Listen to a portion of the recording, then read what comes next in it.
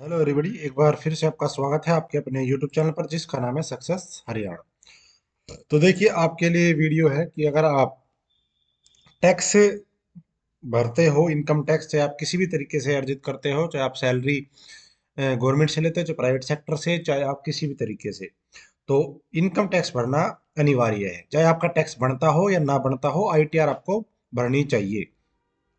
तो इस वीडियो में बताऊंगा कि इनकम टैक्स कैसे कैलकुलेट किया जाता है, क्योंकि आपको ये पता होना चाहिए कि इनकम टैक्स जो आप कमा रहे हो, जो खर्च कर रहे हो, किस फील्ड में आपने खर्च किया, किस उद्देश्य से खर्च किया है, कौन सा टैक्स में बचाएगा आपको, कौन से टैक्स लगाएगा, ये सारी चीजें आपको पता होना चाहिए। कुछ टर्म्स होती है अलग अलग, तो वो मैं आपको बताऊंगा इस वीडियो में कि आपको कहाँ कहाँ पे अपना खर्च किया हुआ पैसा टैक्स में एडजस्ट करवा सकते हो आप। ठीक है, तो अगर आप इंटरेस्टेड हो तो वीडियो को लास्ट तक देखना। और दूसरी बात, अगर आप कर्मचारी हो, हरियाणा सरकार के कर्मचारी है, तो मेरा एक टेलीग्राम का ग्रुप है, इधर मैंने लिंक दे दिया डिस्क्रिप्शन में, वहां पे जुड़ जाना।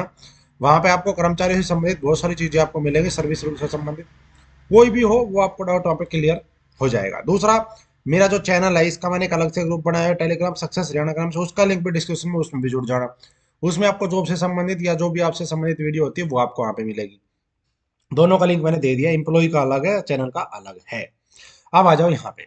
देखो, ये टैक्स कैलकुलेटर है, कई तरह के टैक्स कैलकुलेटर है, अलग अलग है। ये जैसे मैक्स लाइफ का है, इधर ये देखो ये ग्रो का है। तो सबका कैलकुलेटर अलग अलग है, किसी से भी आप कैलकुलेट कर सकते हो, लेकिन कैलकुलेट कब होगा? जब आपको पता होगा कि कौन सी इनकम कहाँ पे फिट करनी है। देखो, अब सबसे पहले फाइनेंशियल ईयर। तो फाइनेंशियल आपको सिलेक्ट करना है, फाइनेंशियल ईयर 2020-21, सॉरी 21-22, 22-23 या 23-24। तो 23-24 जैसे अब फाइनेंशियल ईयर चला हुआ है, इस पे क्लिक कर देंगे। एज पूछेगा, क्योंकि सीनियर सिटीजन का अलग क्राइटेरिया है और उससे कम का अलग है।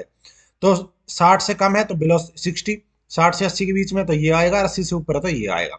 तो मेरी जैसे 60 से कम है तो ये कर दिया मैंने। अब आ जाओ यहाँ पे। अब यहाँ पे देखो, gross income from salary. Gross का मतलब होता है बिना कोई डिडक्शन किए, मतलब जो आपकी सैलरी स्लिप है उसमें देखना आप, एक तो लिखी होती है ग्रोस सैलरी, एक होती है नेट सैलरी। नेट सैलरी होती है जिसमें आपका एनपीएस कट जाएगा, या कोई प्राइवेट सेक्टर एम्प्लॉय तो पीएफ कट जाएगा, या कोई लोन ले रखा है, या कोई और डिडक्शन है। सब कुछ कटने के बाद जो अकाउंट में आती है वो तो होती है नेट सैलरी। और जो टोटल सैलरी होती है जिसमें सारे फंड होते हैं, वो होती है ग्रोस सैलरी। तो ये पूछ रहा है आपसे ग्रोस सैलरी कितनी है। तो ग्रोस सैलरी फॉर एग्जाम्पल के लिए मैंने लिख दिया, ग्रोस सैलरी है 6 लाख रुपए। एग्जाम्पल के लिए है, आपकी जितनी आप उतनी लिखोगे। ठीक है। इनकम फ्रॉम इंटरेस्ट, ब्याज से आपने कोई इनकम ली है, आपका कोई अकाउंट हो जहां पे अपने ब्याज वगैरह से इंटरेस्ट से आपने इनकम ली हो। तो मैं कह देता हूँ कि फॉर एग्जाम्पल के लिए कि 5,000 रुपए मुझे बैंक के इंटरेस्ट से मिले। आपने कोई एफडी कर रखी हो या कोई और इंटरेस्ट आता हो तो वो आप यहाँ पे दर्शा सकते हो। Rental income received. Rental income का मतलब होता है कि आपने कोई भी फ्लैट, कोई प्लॉट या कोई रूम किसी भी तरीके से रेंट पे बना के दिया हुआ है, उससे जो इनकम आती है पूरे साल की, ये सारा एनुअल है। 5,000 है, पूरे साल का है, रेंटल इनकम वो भी पूरे साल की। तो वो आपको यहाँ पे दर्शानी है। अब इसमें क्या है, इसमें 30% डिडक्शन भी कर सकते हो। जैसे मैं कहता हूँ जी, रेंटल इनकम मेरे पास आती है जी महीने की 10,000, तो 1,20,000 होगी साल की भर दी। लेकिन इसमें एक चीज लिखी है यहाँ पे, देखो ये रहा, 30% reduction of total rental income in applicable to cover renovation repair. मतलब 1,00,000 जो 20,000 मैंने पूरी साल में रेंट लिया, मैं उसका 30% दिखा सकता हूँ कि मैंने उसी जो भी मेरा फ्लैट या जो भी रूम है उनका मैं भाई रिनोवेशन या रिपेयर करने के लिए 30% खर्च दिखा सकता हूँ। इसका मतलब क्या हुआ, 12,36,000 रुपए मैं काट के यहाँ पे दिखा सकता हूँ डिडक्शन में। ठीक है, तो ये हो जाएगा।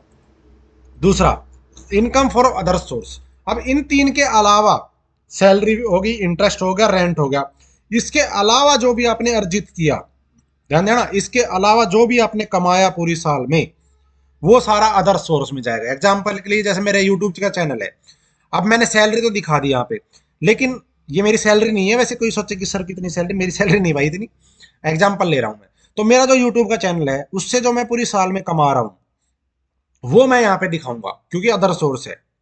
कोई डिविडेंड, कोई आपने शेयर मार्केट में पैसा लगाया हुआ है, उससे अगर कुछ कमा रहे हो तो वो यहाँ पे दिखाओगे आप। डिविडेंड है, स्टॉक मार्केट से, वो जो भी कुछ है वो आप यहाँ पे दिखाओगे। यानी कि अदर सोर्स में इन तीन के अलावा जो भी इनकम आपकी आती है, कहीं से कोई गिफ्ट मिला है, कहीं से महंगा इनकम का, ठीक है, गिफ्ट भी तो हो सकता है ना, वो वाला, तो वो सब दिखा सकते हो। जैसे मैंने दिखा दिया यहाँ पे कि अदर सोर्स से मेरी इनकम मान लो 1,00,000 हो गई, 1,00,000, ठीक है। इधर क्राइटेरिया बढ़ता घटता रहेगा, देखते रहना। अब आ जाओ नीचे, ये तो हो गई टोटल इनकम कितनी कमाई है, ये तो केवल इनकम इन चार जगहों में। टोटल इनकम हो गई 8,25,000। अब है जी डिडक्शन, डिडक्शन पे आपको यहाँ है आपका मेन काम कि आपको कहाँ पे क्या काम कटवाना है। अब देखो अंडर 80C, ये अंडर जो 80C है ना, इसका मतलब होता है ये अपने जो इनकम टैक्स का है उसकी धारा होती है एक, उसका कह सकते हो रूल। तो 80C के अंदर कौन कौन सी डिडक्शन होती है वो आपके सामने दिखाई देगा ये। तो 80C के अंदर जो डिडक्शन है लाइफ इंश्योरेंस प्रीमियम, इसका मतलब क्या हुआ, तो LIC। अब LIC किस किस की पता है, LIC हो चाहे आपका UTI हो चाहे PLI हो, ये सारे आएंगे इसी में ही। तो क्या होता है कि LIC चाहे आपकी खुद की हो या आपकी वाइफ की हो, यानी कि वो LIC या PLI जिसका आप पे करते हो अपनी सैलरी से, क्योंकि मान लो आपकी वाइफ है उसके नाम पे LIC है, अब वो तो कमा नहीं रही, मान लो एग्जाम्पल के लिए वो घर पे गृहिणी है, हाउस वाइफ है, तो उसकी LIC भरोगे कौन, आप भरोगे, तो आप उस LIC को अपनी इनकम में से दिखा सकते हो। तो मान लो LIC मैंने दिखा दी जी, साल में LIC कई प्रकार के होते हैं, उदाहरण के लिए साल में 2 बार की है, हर महीने के 3 महीने के जो भी है, तो टोटल पूरी साल में कितने पैसे आपने भरे, मैंने कह दिया जी पूरी साल में मैंने भर दिया आपका 25,000 रुपए, ठीक है, 25,000 भर दिया, ठीक है।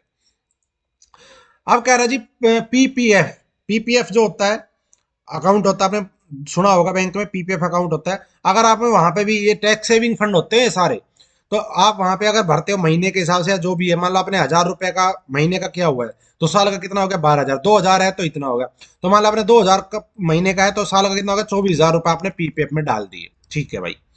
इसके बाद कंट्रीब्यूशन ऑफ प्रोविडेंट फंड, मतलब PF जो होता है, जो आपका PF अकाउंट है, जो प्राइवेट सेक्टर के एम्प्लॉय होते हैं उनका PF अकाउंट होता है, तो वहां पे अगर आपका कंट्रीब्यूशन कोई है जो भी आपका जाता है महीने का कटता है सैलरी से, वो आप यहाँ पे भर दो। मान लो आपके कटते हैं जी 1,500 रुपये, ठीक है, 1,500 रुपये कटते हैं, तो 1,500 रुपये महीने के कटे, तो आपके पूरे साल के कितने कट गए, तो पूरे साल के कट के जी 15 को कर दो गुणा 12 से, 18,000 रुपये आपके ये हो गए, 18,000 भर दी मान लो।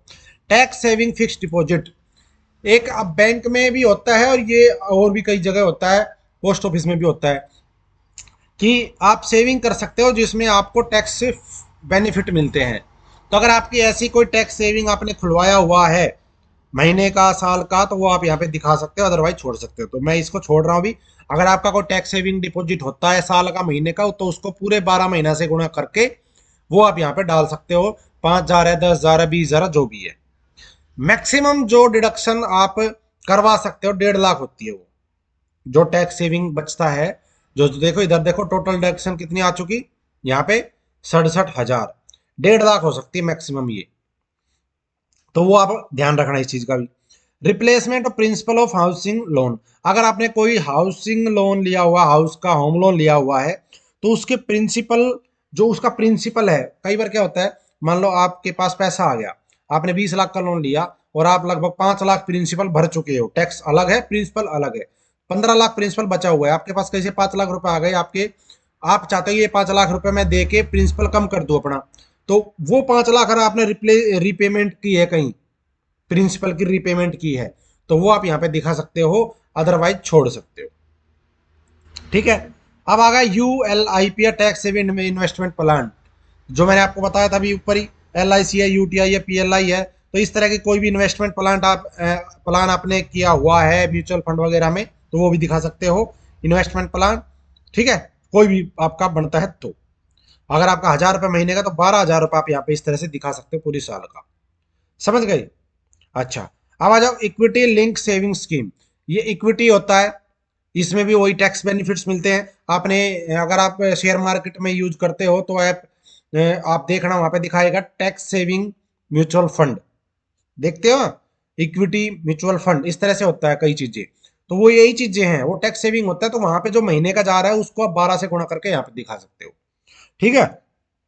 अच्छा, इंप्लॉय कंट्रीब्यूशन फॉर NPS, जो NPS कटता है कर्मचारी का, ऊपर तो PF की बात थी प्राइवेट सेक्टर के लिए, NPS जो आपका कटता है महीने का, NPS जो कटता है, तो वो भी आपका टैक्स फ्री होता है, क्योंकि अभी टैक्स नहीं ले रही सरकार, लेकिन टैक्स कब लेगी, जब आप NPS रिटायर हो जाओगे, जब आपका जो 60% आपका बचेगा, जो आप मतलब 60% नहीं 40% तो रख लेगी सरकार, 60% आपको देगी, उस 60% में से जो आपका 40% है वो टैक्सेबल होगा, तो वो उस टाइम टैक्स लेगी, अभी टैक्स नहीं ले रही। अभी तो टैक्स फ्री दिखा रही है आपको, है नहीं टैक्स फ्री, बाद में लेगी इकट्ठा करके एक साथ। ठीक है। तो आपका जो एनपीएस जुड़ा, फॉर एग्जाम्पल के लिए मैं लेता हूं कि आज के टाइम में अगर आपकी सैलरी अब 8 लाख दिखा दी मैंने, तो एनपीएस के हिसाब से तो काफी कटेगा इसका, लेकिन मैं सैलरी के हिसाब से नहीं दिखा रहा हूं, मैं आपको दिखा रहा हूं। मान लो आपका एनपीएस कटता है महीने का 28 रुपये आपका कटा, तो 12 महीने का कितना होगा, 33,600, 33,600 रुपये आप दिखा सकते हो एनपीएस का। ठीक है, तो एनपीएस आपका टैक्स सेविंग में जाएगा, डिडक्शन में जाएगा।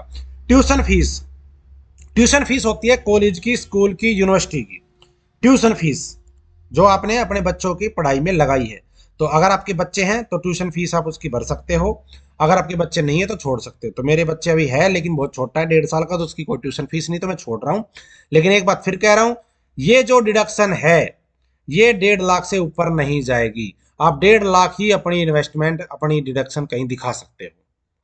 ठीक है, तो ये बात का भी आपको ध्यान रखना है। आपकी ट्यूशन फीस अगर है तो मान लो आपकी ट्यूशन फीस, एक बच्चे की ट्यूशन फीस स्कूल ज्यादा नहीं दिखाता, अदर अलाउंस ज्यादा दिखाता है। ट्यूशन फीस अगर मान लो आपके एक बच्चे का 3,000 ट्यूशन फीस महीने की है, तो 12 या 36,000 हो गया, आप 36,000 यहाँ पे दिखा सकते हो। अब देखो 1,48,000 पे पहुंच चुका है, और अदर डिडक्शन है, अभी तो बहुत कुछ डिडक्शन हो सकता है, क्योंकि सबके ऊपर हर चीज एप्लीकेबल नहीं होती। तो मैं यहाँ से 33,000 यहाँ से काट रहा हूँ, क्योंकि जिसके बच्चे नहीं है, इनकम ज्यादा, वो भी तो कहीं दिखाएगा, तो उसके लिए और ऑप्शन है आगे। अच्छा, अदर टैक्स सेविंग इन्वेस्टमेंट है कोई अगर है तो वो आप दिखा सकते हो, कोई और टैक्स सेविंग स्कीम आपने ले रखी हो, पोस्ट ऑफिस में पीएलआई ले रखी हो, तो वो दिखा सकते हो यहाँ पे। अब आ जाओ यहाँ पे 80D। अब यहाँ पे ध्यान देने की बात है, जो 80D होता है ना, वो तो था 80C। अब 80D का मतलब होता है कि आपने कोई हेल्थ इंश्योरेंस पॉलिसी ले रखी हो फैमिली के लिए या अपने खुद के लिए, या पेरेंट्स, पेरेंट्स है ना, जो पेरेंट्स वो भी 80D में आएंगे। ठीक है। और फैमिली का मतलब है, फैमिली का परिभाषा सुन लो, जो सरकार फैमिली की परिभाषा देती है। सरकार कहती है फैमिली का मतलब है आप खुद, आपकी पत्नी और आपके 18 साल से कम के बच्चे। ये है फैमिली की परिभाषा सरकार की तरफ से। तो आपकी फैमिली में आपके मम्मी पापा नहीं आएंगे, समझ गए, समझ गए ना, मम्मी पापा नहीं आएंगे। लेकिन जो 80D है वो फैमिली के लिए और पेरेंट्स दोनों के लिए होता है। फैमिली में तो मैं खुद भी आ गया, वैसे इसमें तो अलग से लिखा सेल्फ, फैमिली में मैं खुद आ गया, मेरी पत्नी और मेरे बच्चे आ गए। पेरेंट्स में मेरे मम्मी पापा। अगर आपने कोई ऐसी स्कीम ली है, हेल्थ इंश्योरेंस स्कीम, मान लो आपने कोई ले रखी हो 20-25 हजार की, मान लो आपने 15 हजार की कोई हेल्थ इंश्योरेंस स्कीम ले रखी है अपने या बच्चों के लिए अलग से, तो आपको इकट्ठी करके यहाँ पे लिख देनी है। ठीक है, ओके। अब आ जाओ इधर। अच्छा, ये कोई चेकअप है करवाया पेरेंट्स, अगर आपके यहाँ पे देखो क्या आया था, यहाँ पे देखो फैमिली का आ गया था, मैं कह रहा था ना 80D फैमिली और पेरेंट्स दोनों के लिए होता है। फैमिली का यहाँ पे भर दिया, पेरेंट्स का यहाँ पे अलग से पूछ रहा है। 60 साल से कम वाले हैं तो यहाँ पे, 60 साल से ज्यादा वाले तो यहाँ पे पेरेंट्स की यहाँ पे अलग पूछ रहा है, लेकिन 80D में जो मैंने परिभाषा बताई थी उसके हिसाब से मैंने लिख दिया। तो ये जो 15,000 है, यहाँ से हटा के आप यहाँ पे ले सकते हो। जैसे मैं अपने पापा का अगर भरूँ तो 15,000 रुपये मैं यहाँ पे भर सकता हूँ, क्योंकि मेरा तो कुछ है नहीं, सरकार दे रही है, मेरी तो कैशलेस अब लागू हो चुकी है। अच्छा, अब आ जाओ जी यहाँ पे, 60 साल से कम है तो यहाँ भर दिया, 60 साल से ज्यादा का यहाँ भर दिया। अब आ जाओ अदर डिडक्शन, ये है बहुत ज्यादा, इनमें आपको समझना है कि कौन सी डिडक्शन क्या होती है। मैं कुछ टर्म में बता दूंगा यहाँ पे देख के, कुछ है जो यहाँ पे नहीं है वो भी बताऊंगा आपको।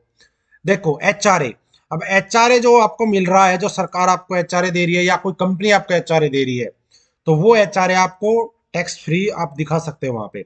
तो जो मुझे HRA मिलता है, जैसे मैं बिल्कुल लोकल में ड्यूटी कर रहा हूँ, मतलब कि बिल्कुल लोकल में, तो मुझे मिलता है HRA 1,800 रुपये फॉर एग्जाम्पल के लिए। तो 1,800 मुझे HRA मिलता है, तो 1,800 को मैं 12 से गुणा कर दूंगा, ये हो जाएगा 21,600 रुपये। ठीक है, HRA। एनपीएस के ऊपर हम भर चुके हैं, यहाँ पे ऊपर कोई दिक्कत नहीं, वो एक ही बात है, अदर डिडक्शन वहीं पे आ जाएगा। अच्छा, interest on housing loan section, यानी sorry home loan, housing loan section जो भी है, तो अगर आपको कोई होम लोन का इंटरेस्ट है, आपका होम लोन पे जो ब्याज भर रहे हो वो भी दिखा सकते हो। अब कहो जी इतनी दिखाएंगे तो इनकम तो 1.5 लाख से ऊपर चली जाएगी, तो वही तो मैं कह रहा हूँ भाई, सबके ऊपर हर चीज एप्लीकेबल नहीं है। मान लो मैंने यहाँ पे 15,000 दिखाया, आपकी हो सकता है ये चीज जीरो हो, आपने कोई पॉलिसी ना ली हो, तो आप यहाँ से 15,000 काट दोगे तो आपकी यहाँ पे कम हो जाएगी, तो वो 15,000 हो सकता है आपको यहाँ पे लोन ले रखा तो वो यहाँ पे दिखा दो आप, समझ गए। अब है सेविंग अकाउंट इंटरेस्ट, अगर आपका कोई अकाउंट है वहां पे सेविंग अकाउंट का जो इंटरेस्ट है तो वो भी आप डिडक्शन में दिखा सकते हो, ATTT ए के थ्रू, ये उसका सेक्शन है। प्रोफेशनल कोई टैक्स है। डोनेशन 80G का मतलब क्या होता है, सुनो। सरकार ने और पॉलिटिकल पार्टियों ने अलग अलग अपना हिसाब से एजेंडा तैयार पहले से कर रखा है। जैसे एक दो चीजें सुनो, मैं बता देता हूँ, इसमें तो कई चीजें है ही नहीं अभी, अदर में लिखना पड़ेगा, तो मैं आपको बताता हूँ। 80G का मतलब तो होता है कि आपने कोई डोनेशन दिया हो चैरिटी को, कोई चैरिटी की हो। आपने देखा ना बड़े बड़े बिजनेसमैन क्या करते हैं, मंदिर बनवा देते हैं, संस्था एनजीओ बनवा देते हैं। ये एनजीओ ये डोनेशन वाले चैरिटी में आएगा, ठीक है। वो क्यों होता है, वो अपना कॉर्पोरेट टैक्स बचाने के लिए होता है। तो आप भी अगर कहीं चैरिटी कर रहे हो तो आप भी अपनी इनकम टैक्स में से बचा सकते हो। तो अगर आपने कोई डोनेशन दिया तो 80G के तहत आएगा। चैरिटी पर्पज के लिए दिया हो, किसी एनजीओ को दिया हो या किसी भाई मंदिर के ट्रस्ट को दिया हो दान, वो आप यहाँ पे दिखा सकते हो बचत में। अच्छा, अब इसमें और तो है कुछ है नहीं, अदर लिखा है तो मैं बताता हूँ और भी। एक होता है जी 80GG, ध्यान देना मैं बता रहा हूँ आपको। ये है सबसे इंपॉर्टेंट जो सरकार और पॉलिटिकल पार्टियों ने अपना पहले से फिक्स कर रखा है। 80G और सी, ये एक होता है रूल। जैसे 80C है ना, ऐसे ये होता है। अब इसमें क्या होता है, इसका मतलब होता है डोनेशन फॉर पॉलिटिकल पार्टीज। आपने किसी पार्टी को चंदा दिया हो, आपकी अगर इनमें से ऊपर वाली में से कोई भी चीज नहीं है लागू, तो आप 1.5 पॉलिटिकल पार्टी को चंदा देके अपना टैक्स बचा सकते हो। ठीक है, समझ गए ना क्या रूल कर रखा है, कि अगर आप पॉलिटिकल पार्टी को चंदा दोगे तो आपको टैक्स में बचत मिलेगी। ठीक है। अच्छा, एक होता है 80U, सारे 80 हैं, पीछे बस एक क्लॉज जुड़ता जाएगा। एक होता है जी 80U। 80U इसका मतलब क्या होता है, donation for person with disability. मतलब कोई डिसेबल पर्सन है उसके लिए आपने डोनेशन दिया हो कहीं, वो भी आप 80U के तहत डिडक्शन में ले सकते हो। एक होता है 80E। 80E का मतलब होता है अपने बच्चों की हायर एजुकेशन का जो लोन आपने ले रखा है, कोई लोन ले रखा हो बच्चों की हायर एजुकेशन के लिए, तो उस पर जो ब्याज जाता है, केवल ब्याज, वो आप यहाँ पे दिखा के डिडक्शन में एडजस्ट कर सकते हो। मान लो आपने कोई, मान लो 5 लाख का लोन ले लिया एजुकेशन का बच्चों के लिए। अब उस पर आपने एक साल में इंटरेस्ट दे दिया कोई 30,000 40,000 रुपए, तो वो 40,000 30,000 रुपए दिखा सकते हो यहाँ पे आप अदर्स में, यहाँ पे। ठीक है, लेकिन यहाँ पे अदर्स है, लेकिन जब आप वहां पे इनकम टैक्स के आईटीआर फाइल कराओ तो वहां पे सारे क्लोज है, 80G 80U 80E 80CCG। अब आ जाओ 80CCG पे। 80CCG तो शायद ऊपर आ गया हो, इक्विटी वाला जो आया था, इक्विटी का आया था एक इधर, कहाँ गया, ये रहा, कहाँ पे, ये वाला इक्विटी लिंक सेविंग स्कीम जो है, ये आता है जी आपका 80CCG के अंदर। एक होता है 80 TTA। टीटीए अभी नीचे आया था, ये वाला टीटीए, ये इंटरेस्ट होता है सेविंग बैंक अकाउंट का, लेकिन कम इंटरेस्ट, ये नहीं कि आपने 2-2 3-3 लाख इंटरेस्ट ले लिया, वो नहीं बचेगा, लेस इंटरेस्ट आप बचा सकते हो। अच्छा, 80DD। 80DD देखो मैं लिख देता हूं, डी और डी सामने लगा लो। 80 डी का मतलब क्या है, donation in respect of handicap dependent. ये इंपॉर्टेंट है। अगर आपका कोई भी डिपेंडेंट आश्रित भाई बहन मम्मी पापा डिपेंडेंट है आपके ऊपर, और वो फिजिकली हैंडीकैप है, ध्यान देना ये बात, 80 डी का, वो फिजिकली हैंडीकैप है, तो उस बिहाफ पे आप उसके ऊपर जो भी खर्चा दिखा रहे हो तो वो आप यहाँ पे दिखा सकते हो कि भाई मेरा ऊपर ये डिपेंडेंट है और मैं इसका इतना खर्चा कर रहा हूँ। ठीक है, मान लो आपका कोई भाई है, वो आपके ऊपर डिपेंडेंट है, हैंडीकैप है वो, आप उसकी एजुकेशन करवा रहे हो या आप कुछ भी उसका जो भी गुजारा कर रहे हो, वो आप 80 डी के तहत यहाँ पे दिखा सकते हो अदर्स में। यहाँ पे ये तो चेक करने के लिए अदर्स है, फिर कह रहा हूँ आईटीआर जब भरते हो तो इनकम टैक्स के पोर्टल पे, इनकम टैक्स डिपार्टमेंट के पोर्टल पे सारी चीजें हैं, सभी 80 डी सबकी अलग अलग डेफिनेशन है। ठीक है, और अदर्स में एक चीज और आ जाती है, मेडिकल ट्रीटमेंट फॉर एम्प्लॉय और रिलेटिव्स। अगर आपने इस साल में कोई अपना ट्रीटमेंट करवाया हो या अपने मम्मी पापा का, रिलेटिव का, वाइफ का, बच्चों का ट्रीटमेंट आपने अपने खर्चे से करवाया हो तो आप दिखा सकते हो उसको। लेकिन जितना भी मैंने बताया है डिडक्शन की, आप यहाँ बचाओ यहाँ बचाओ, ये सारी बचत भाई यहाँ पे देख लो 1.5 लाख से ज्यादा नहीं जानी चाहिए। 1.5 लाख से ज्यादा नहीं जानी चाहिए। तो अब यहाँ पे अगर मैं अदर्स में मैं ज्यादा भी डाल दूं, अगर मान लो मैं ज्यादा डाल दूं अदर्स में, मैं डाल दूं भाई मैंने अदर्स के लिए 50,000, ये सारी जो बताई ये 50,000 रुपए मैंने दिखा दिए, तो फिर भी यहाँ पे डिडक्शन ज्यादा होने के बावजूद भी 1.5 लाख से ज्यादा नहीं उठाएगा ये। ठीक है, जैसे अभी तो टैक्स कितना आ रहा है, 24,000। ठीक है, अदर्स मैंने दिखा दिया 50,000 रुपये, तो ये आ गया। अब क्या है टैक्स पेड, टैक्स पेड कितना किया जाएगा, तो टैक्स जो पेड किया जाएगा इसके द्वारा वो इसने दिखा दिया यहाँ पे। अगर आपने इधर तो आपने देख ही लिया। अब आपने कई बार क्या होता है कि टीडीएस आपका, मान लो आपने, मैंने आपको कहा कि रेंट का आपका कुछ है, लेकिन हो सकता है आपने किसी कंपनी को दे रखा हो तो टीडीएस काट के देते हैं। तो अगर आपने कोई टैक्स ऑलरेडी दे रखा है उस चीज के ऊपर, मान लो आपने टीडीएस दे रखा है पहले 20,000 आपने टीडीएस दे रखा है भाई, कहीं पे भी रेंट के ऊपर या कहीं भी, मैं वैसे कह रहा हूँ टीडीएस जो होता है टैक्स डिडक्शन एट सोर्स, तो अगर आपने वो दे रखा है तो आपका यहाँ पे कट जाएगा वो। ठीक है, सेल्फ असेसमेंट टेस्ट हो, टैक्स हो या एडवांस टैक्स हो। तो अगर आपका कहीं से टीडीएस कटता था आप दिखाओ, नहीं करता तो मत दिखाओ, फिर आपको टैक्स देना पड़ेगा। अब आ गया इधर, ये सारी चीज समझ गए आप।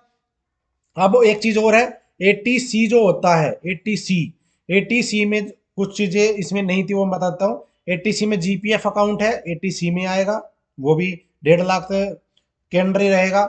जीपीएफ है, पीपीएफ है, जीआईएस होता है सैलरी से कटता है, हाउस लोन है, LIC, UTI, PLI, bond, mutual fund है या टर्म डिपॉजिट है, लेकिन 5 साल से कम नहीं हो कोई भी इनमें से। ठीक है, नोट ए लेस देन, यानी कि term deposit note less than 5 years. ये जो मैंने बताई ये सारी 5 साल से कम का प्लान ना हो, ऐसा ना हो कि 1 साल की कोई आपने कर रखे हो, 5 साल का कम से कम। ठीक है, तो ये टीडीएस अगर मैं काट दूं यहाँ से तो इसका जो टैक्स बनता है वो देख लो यहाँ पे बना। ओल्ड जो देखो, अब दो चीजें आ गई, एक तो नया पैटर्न था, सॉरी, एक तो था पुराना पैटर्न टैक्स का, एक सरकार नया पैटर्न लेके आई जो उसमें 7.5 लाख तक का टैक्स फ्री किया सरकार ने। तो अगर इसका हम देखें कि भाई इसने सब कुछ भर दिया, उसके बाद इसका टैक्स कितना बना, ओल्ड के हिसाब से इसका बना है 24,398, और न्यू के हिसाब से अगर इसका देखेंगे तो इसका बनेगा 30,056। ठीक है, अब जब आप टैक्स भरोगे आईटीआर तो आपको वहां पे दिखाई दोनों ऑप्शन आएंगे कि आप नए के अनुसार भरना चाहते हो पुराने के अनुसार भरना चाहते हो, वो आपकी मर्जी है। ठीक है, नए में 5 लाख तक की इनकम टैक्स फ्री है, पुराने में 7.5 लाख तक की इनकम टैक्स फ्री हो सकती है, 7.5 लाख तक की इनकम टैक्स फ्री हो सकती है अलग अलग डिडक्शन के हिसाब से। ठीक है, तो ये है भाई, और ये जो लिंक है ये मैं अपने शेयर कर दूंगा टेलीग्राम वगैरह पे, आप भी वहां से अपना भी टैक्स कैलकुलेट कर सकते हो। तो ये वीडियो बनाने का उद्देश्य था कि आपको मैं एक एक चीज बता दूं कि कौन सी टर्म क्या कहती है, कितना टैक्स किस चीज में बचा सकते हो, किस में दिखा सकते हो। तो मेरे हिसाब से मैंने सब कुछ आपको बड़े अच्छे से एक्सप्लेन किया। अगर वीडियो अच्छी लगी हो, सब कुछ समझ आया हो, तो वीडियो की कमेंट में जरूर बताना और सब्सक्राइब कर देना चैनल को। आपको यहाँ पे इसी तरह की वीडियो, आगे नॉलेजेबल वीडियो, कर्मचारी से संबंधित हो, चाहे आपके जॉब से संबंधित हो, चाहे आपकी डेली लाइफ से संबंधित, जो ज्यादा आपको प्रभावित करती है वो चीजें, वो मैं आपको यहाँ पे दिखाता रहूंगा। और एक कैलकुलेटर ये है, ये ग्रो ऐप का दिखा रहा हूँ, इसमें सिंपल सा है, ये भी ऐसे ही है सेम टू सेम, और कुछ नहीं है। ये मैंने इसलिए दिखाया क्योंकि इसमें ये जो टर्म है ना ये बहुत ज्यादा दिखा रखी थी, ये बताना जरूरी था, इस वाले में दूसरे में दिखा नहीं रखा था इतना। ठीक है भाई, तो ये है, आप टैक्स भर सकते हो अपने हिसाब से। धन्यवाद, जय हिंद, जय भारत, जय हरियाणा, आपका दिन शुभ हो। वीडियो को लाइक और शेयर कर देना, चैनल को सब्सक्राइब नहीं है तो कर देना। जय हिंद, जय भारत, जय हरियाणा, आपका दिन शुभ हो।